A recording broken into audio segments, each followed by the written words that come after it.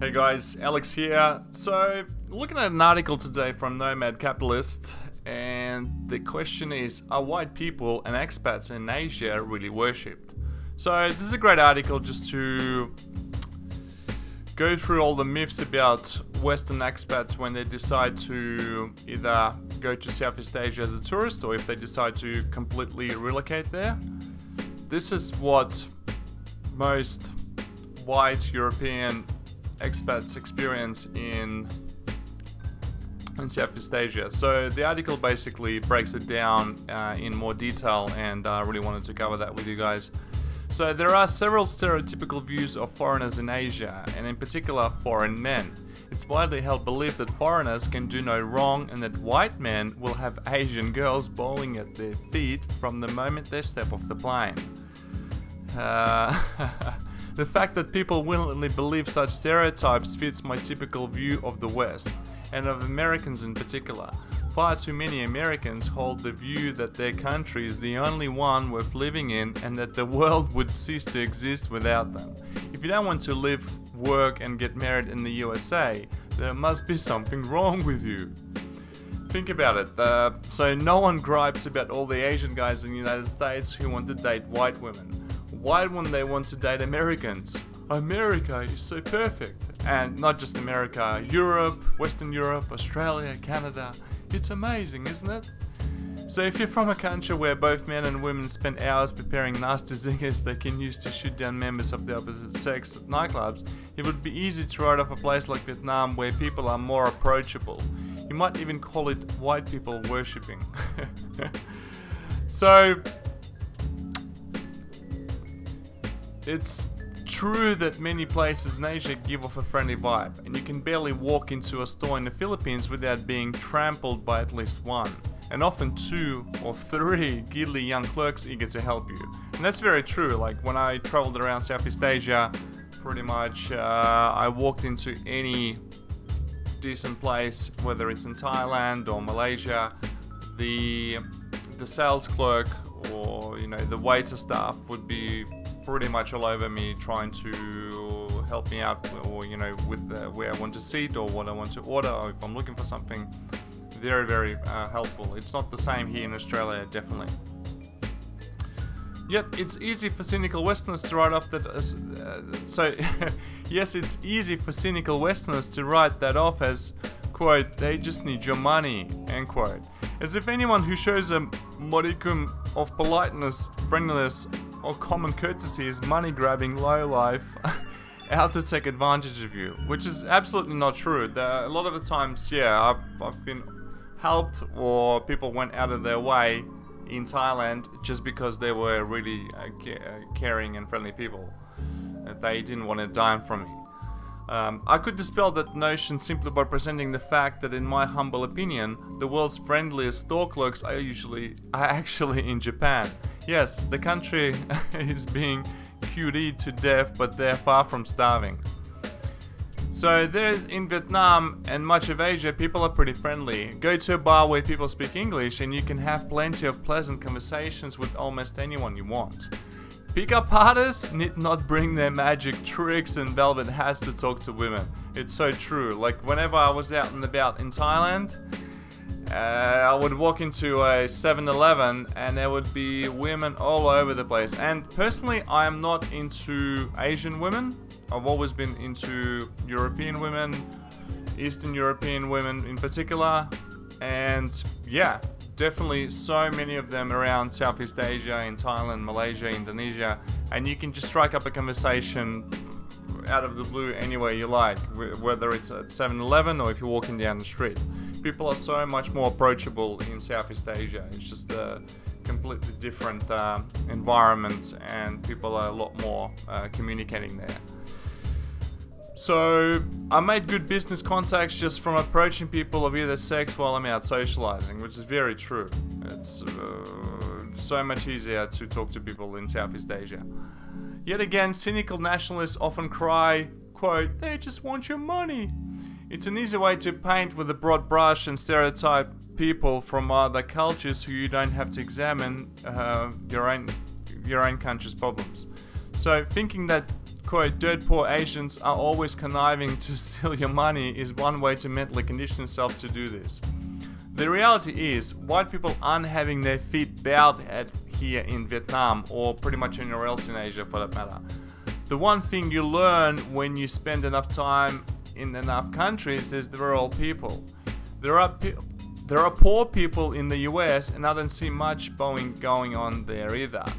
In fact, there are rare occasions when I momentarily forget where in the world I am, simply because the world looks a lot more similar than you might imagine. And here's one thing, people in Asia don't really need your money. Saving rates here in Vietnam even among poorer families are amongst the world's highest. Ditto for a place like China and India. So that's true. I mean, you don't really need a lot of money to get by in Southeast Asia, just because the price, the cost of living is so much cheaper. More and more Vietnamese and Asians in general are entering the middle class. Here in the Ho Chi Minh City, that could mean a salary of $800 to $1,200 a month, which affords a decent life to young professionals. In China, it's slightly higher. So, even amongst those who aren't middle class, life isn't so tough. Children in most parts of Southeast Asia typically live with their parents until they get married. And it's a great, I think, family feature to have, because families stick together, and it's completely different here in the West, in Australia. Pretty much as soon as the kids turn 18, their parents want nothing to do with them. That's generally more applicable to Australian families, not your migrant families like from Greece or Italy, or parts of Middle East as well as Asia. The typical white Australians, they tend to kick their kids out pretty quick, which is a shame. So it turns a $300 a month starting salary into a pleasant life of sipping coffee with friends in cafes. So there you go. In my view, a number of people here have it easier than over-indebted families or recent graduates in the West.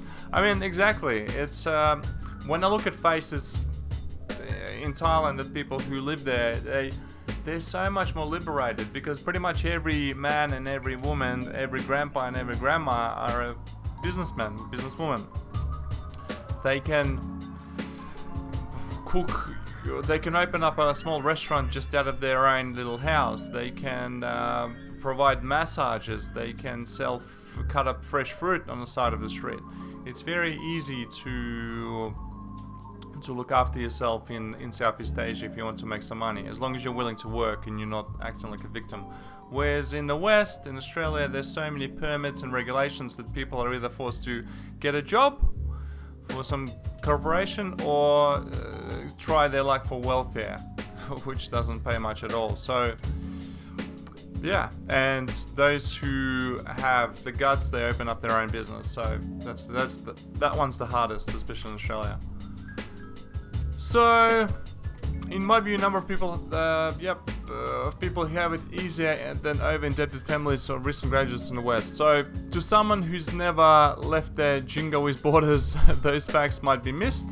To someone unaware or upset at the rise of developing economies and the fact that they surpassed their bankrupt Western counterparts, it's easy to imagine that everyone in a place like Vietnam is eating out of garbage cans. Economic growth in the 21st century will not belong to the West, and that's pretty much guaranteed. It'll belong to Asia, South America, and perhaps even Africa. As Western nations continue to slide into socialism-induced bankruptcy, the more fiscally sound Asian nations will continue to have less and less need for foreigners at all. That doesn't mean that they'll turn their backs on the world. It simply means that they'll have more resources at their disposal. For example, many large firms in China are now hiring Chinese expats to serve in top management positions. Positions formerly filled by Western expats believed to be more capable. These days, however, an intimate knowledge of local culture is more important than being a foreigner. So in Hong Kong, English continues to be pushed to a more and more distant third place among the country's languages. English was widely used in official communications, and it still is, but Mandarin and Cantonese are much more important than they once were. None of these examples show me anything that suggests that white people are having their rings kissed in Asia. Sure, many Asian women prefer white guys with blonde hair. For some, it's a fad. For others, it's a type. However, I don't hear anyone complaining that the Kardashians seem to share a type in these guys they date. Nor do I hear the Westerners who hurl arrogant stereotypes at Asians, accusing the $10 an hour secretary in Chicago of being just out for the money. In Vietnam, $1.50 to $2 an hour can go a lot further for a young person than $10 an hour in the USA. Yet few, including the 200 commenters on that Facebook post that was mentioned at the start of the article, which I didn't quote, would accuse an underpaid secretary of being only out for money. And of course, not all white people living in Asia have money. There's so many expats living in Southeast Asia with literally no money. They rely basically on their paycheck to be mailed out from their home country, or if they got some kind of a small business which helps them stay afloat. So that's the whole reason why Westerners go to Southeast Asia, because they want to have a much cheaper lifestyle where they get a lot more bang for their buck. So as Asians gain more and more wealth, a lot of men and women are choosing to marry within their culture. Go to China and try to get with a model. You'd be hard pressed to do it. The wealthiest and most attractive women there, just like in any culture, have their pick of the litter, and it's a lot easier to marry someone from the same background. They're not lining up to date white people. So that's true facts out there, guys. If you think you're gonna be some super hotshot on a small budget in Southeast Asia, then that's definitely not true. In fact, Southeast Asia is great. Places like China, Vietnam, Cambodia and Thailand are great, and Malaysia and Indonesia and Philippines are great for people who actually want to practice the monk mode lifestyle, where you basically consume the least while achieving the most, and staying away from all the drinking and partying and you know, all the nights out. So spending time on women, doing all that kind of stuff.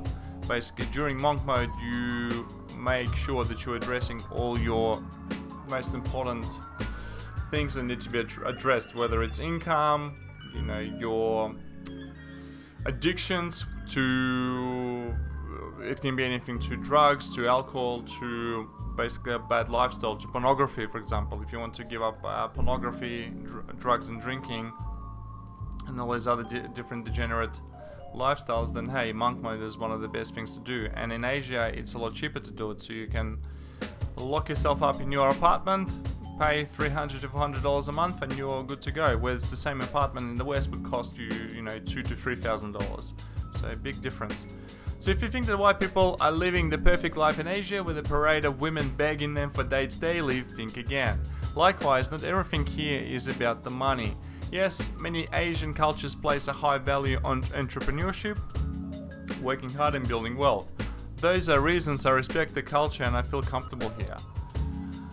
So just don't confuse a desire for success with a parasitic eye towards white people. So there you have it, guys. If you are thinking about traveling to Southeast Asia, or if you're thinking about living in, you know, pretty much relocating to Southeast Asia, just realize that it's not, you're not going to be some kind of a demigod just because you are European or you're white and you're coming from a Western country that's considered to be rich. So you have to be prepared for that. Alright, so plenty more videos to come, guys. I'll be posting on this channel from now on, as you all know what happened previously. Alright, thanks, guys.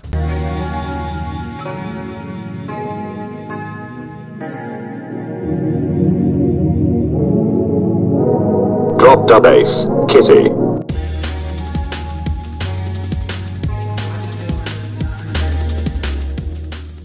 If you want to protect your online privacy and help my channel out at the same time, visit drivenanddesire.com/NordVPN.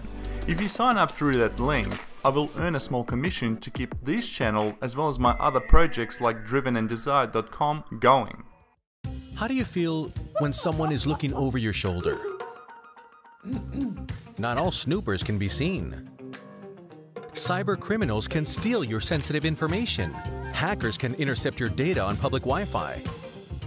But not with the NordVPN app. It helps protect your privacy by encrypting your online data, and it's so easy to use. NordVPN, your shield from online snoopers. Download and enjoy trusted internet security and privacy. Take us out, kitty. I got money in the bank. Shawty, what you think?